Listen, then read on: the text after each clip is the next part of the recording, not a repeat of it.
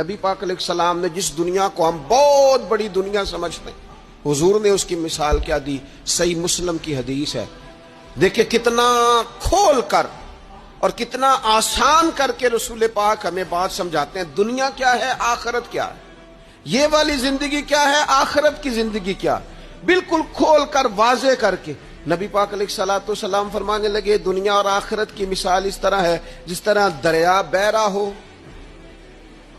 اور کوئی آدمی اس میں انگلی ڈبوئے، جتنا پانی اس کی انگلی کو لگ گیا یہ دنیا ہے، اور جو باقی ٹھاٹھے مارتا دریا پیچھے ہے، سمندر پیچھے ہے، وہ سارا آخرت ہے۔ یہ اتنی سی دنیا ہے، یہ صحیح مسلم میں موجود ہے۔ اتنی سی دنیا کے لیے اتنے پاپڑ بیلنا، اتنی سی دنیا کے لیے اتنے ظلم کرنا، اتنی سی دنیا کے لیے اتنے حق ضائع کرنا،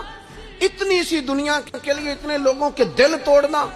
اتنے حقوق پہ ڈھاکہ ڈالنا، اتنا جبر کرنا،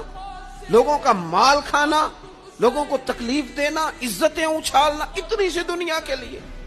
حضور فرمانے لگے اتنی سی ہے یہ دنیا، جتنا انگلی کو پانی لگ گیا ہے وہ جنت، جو نری جنت نہیں، خدا کا فضل ہے،